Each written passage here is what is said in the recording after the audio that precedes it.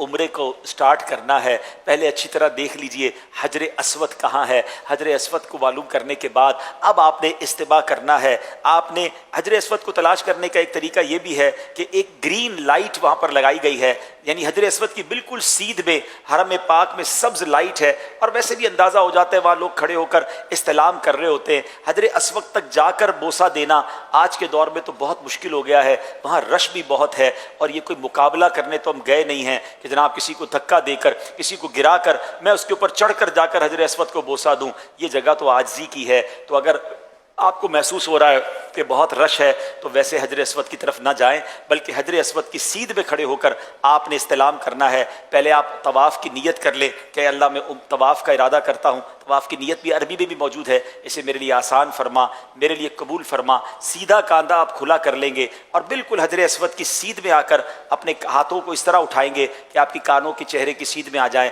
بسم اللہ والحمد للہ واللہ اکبر والصلاۃ والسلام علی رسول اللہ۔ آپ حجر اسود کی سیدھ میں کر کے اپنے ہاتھوں کو بوسہ دیں گے۔ جیسے ہی بوسہ دیں گے تھوڑا سا آپ رائٹ پر آئیں گے اور اب آپ ٹرن ہو جائیں گے۔ آپ کے بائیں طرف کعبہ ہونا چاہیے، لیفٹ ہینڈ کی طرف کعبہ ہو، اور اب آپ نے طواف شروع کرنا ہے۔ یاد رہے جو پہلے 3 چکر ہیں اس میں آپ نے رمل کرنا ہے۔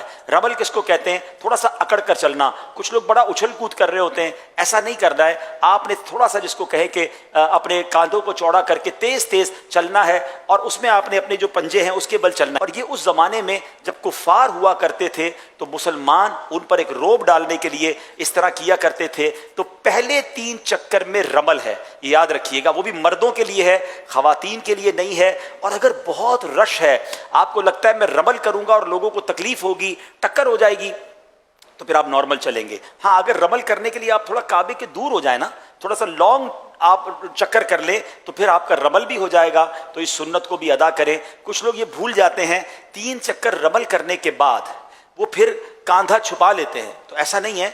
چکر پہلے طواف کے 3 چکر میں رمل ہے، مگر جو استباء ہے یعنی کاندھا کھلا کرنا ہے، یہ 7 چکر میں آپ نے کھلا رکھنا ہے۔ تو ہر بار آپ جب حجر اسود پر پہنچیں گے پھر آپ نے جو ہے وہ استلام کرنا ہے، اپنے ہاتھوں کو چومنا ہے، اور پھر اس کے بعد آپ نے چکر کرنا ہے۔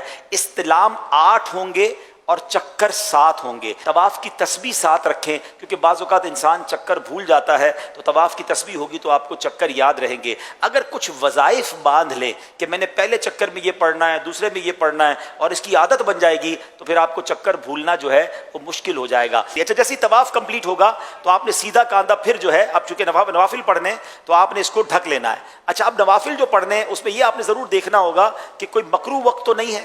اگر جب نماز نہیں پڑھ سکتے تو اس وقت آپ نوافل پھر نہ پڑھیں، آپ بعد میں پڑھ لیں گے، مگر یہ نوافل پڑھنے ضرور ہیں، ٹھیک ہے۔ مسجد الحرام میں موقع نہ ملے تو اپنے ہوٹل میں جا کر بھی پڑھ سکتے ہیں، مگر بہتر یہ کہ مسجد الحرام میں پڑھیں، مقام ابراہیم کے پاس جا کر ہی، اور جناب بہت قریب جا کر ہی لوگ پڑھنے کی کوشش کر رہے ہوتے ہیں، اور اس کے لیے بعض اوقات طواف بھی روک رہے ہوتے ہیں۔ ایسا نہیں کریں گے، وہاں بہت رش ہوتا ہے۔ آپ کو جہاں جگہ ملتی ہے آپ جو ہے وہ نماز طواف ادا کر لیں، اور جب نماز طواف ادا ہو گئی، 2 رکعت نفل آپ نے پڑھ لیا، تو اب ملتزم کی حاضری مستحب ہے۔ پہلے دعائیں کریں خوب۔ اب ملتزم کیا ہے؟ سبحان اللہ، کیسا پیارا مقام ہے کہ کعبے کے دروازے اور حجر اسود کے درمیان جو جگہ ہے، ایکچولی یہ 2-3 لوگوں کے کھڑے ہونے کی جگہ ہے، اور اگر وہاں موقع مل جائے سبحان اللہ تو خوب لپٹیں، اپنے جسم کو بھی ملیں۔ لیکن چونکہ وہاں لوگ اب عطر وغیرہ بہت لگاتے ہیں، تو بہتر یہ کہ ملتزم کی سیدھ میں کھڑے ہو کر دعائیں مانگ لیں، کیونکہ اگر وہاں خوشبو لگی ہے اور ہم جا کر اس سے لپٹیں گے، ہو سکتا ہے ہمارے احرام پر بھی خوشبو لگ جائے، اور احرام میں تو خوشبو نہیں لگا سکتے۔ تو بہتر یہ کہ بعد میں جب آپ احرام وغیرہ سے فارغ ہو جائیں تو اپنے گھر کے لباس کے اندر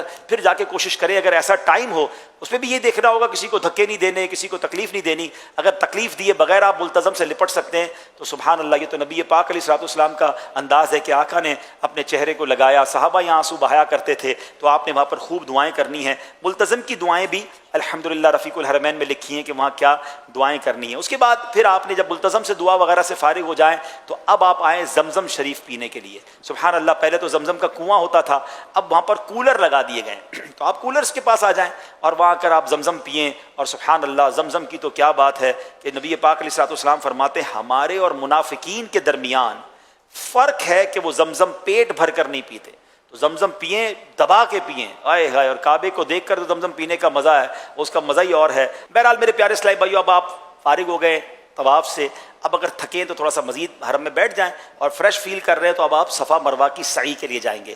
صفا کا بورڈ لگا ہوا ہوتا ہے سعی کا، وہاں چلے جائیں، صفا پہ کھڑے ہو کر سعی کی نیت کریں گے، نیت کتاب میں موجود ہے۔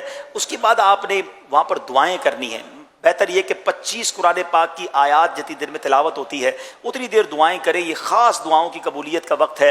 اب صفا سے مروہ جو ہے آپ نے سعی کرنی ہے۔ بہتر تو یہ کہ اگر آپ کو موقع مل جائے کہ بیسمنٹ میں جہاں پرانی حدود اربع کے مطابق سعی ہے، اگر وہاں آپ کو موقع مل جائے تو وہاں جا کے سعی کریں تو وہ زیادہ ماشاءاللہ بہتر ہو جائے گا۔ صفا سے مروہ ایک چکر ہے، مروہ سے صفا دوسرا چکر ہے، پھر صفا سے مروہ تیسرا چکر ہے، مروہ سے صفا چوتھا چکر ہے، یعنی یہ 7 چکر پورے مروہ پر جا کر ہوں گے۔ شروع صفا سے ہوگا اور ختم کہاں ہوگا؟ مروہ پر۔ کچھ بیچارے حاجی سمجھتے ہیں کہ صفا سے شروع ہوا ہے تو واپس صفا پر آئیں گے تو ایک چکر پورا ہوگا، تو وہ 14 چکر کر لیتے ہیں، یعنی صفا سے مروہ، مروہ سے صفا کہتے ہیں اب ایک پورا ہوا، اب صفا سے مروہ، پھر مروہ سے صفا، تو 14 چکر میں بعض اوقات وہ تھک بھی بہت جاتے ہیں اور پھر گھبراتے بھی بہت ہیں۔ تو ایسا نہیں ہے، بہتر تو یہ کہ باوضو سعی کرے، لیکن بے وضو بھی سعی ہو سکتی ہے، بے وضو طواف نہیں ہو سکتا، یہ یاد رکھیے گا، ٹھیک ہے۔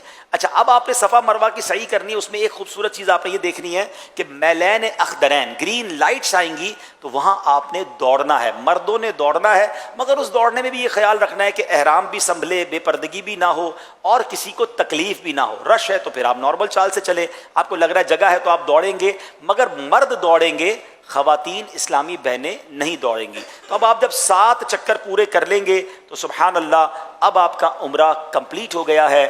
اب مرد جو ہے وہ حلق کریں گے، افضل یہ ہے کہ اپنے سر کے سارے بال منڈوا دیں، اس کے لیے نبی پاک علیہ الصلوۃ والسلام نے 3 بار دعا دی ہے، اور اگر قصر کرنا چاہتے ہیں تو اس میں احتیاط بہت ضروری ہے۔ مروہ پر ہی کچھ لوگ کینچی لے کے کھڑے ہوتے ہیں، ایک ادھر کٹ مارتے ہیں، ایک ادھر کٹ مارتے ہیں، کہتے ہیں آپ کا عمرہ ہو گیا، ایسا نہیں ہے۔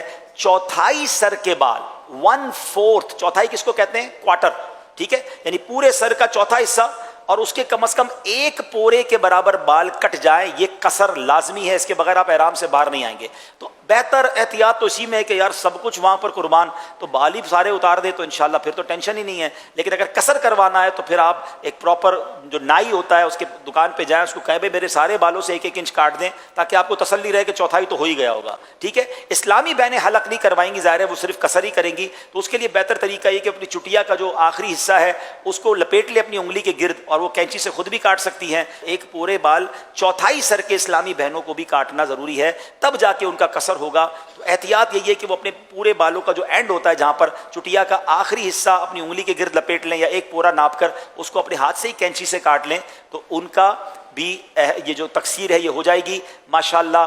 اب آپ کا عمرہ پورا ہو گیا، آپ احرام سے باہر آ سکتے ہیں، خوشبو لگا سکتے ہیں، جو پابندیاں تھیں آپ کی پوری ہو گئیں۔ ٹوٹل عمرہ میکسیمم 1.5-2 گھنٹے میں ہو جاتا ہے، بہت رش ہو تو 3 گھنٹے میں ہو جاتا ہے، کوئی بہت بڑا یہ ایونٹ نہیں ہے۔ ہاں، دعائیں کرتے کرتے، جھومتے ہوئے، اشک بہاتے ہوئے کریں اور اس کو انجوائے کریں، اس کو پریشر میں نہ لیں۔ اب اس کے بعد آپ اپنے ہوٹل آ جائیں، اب آپ آرام کریں، غسل کریں، نمازوں کی پابندی کرتے رہیں۔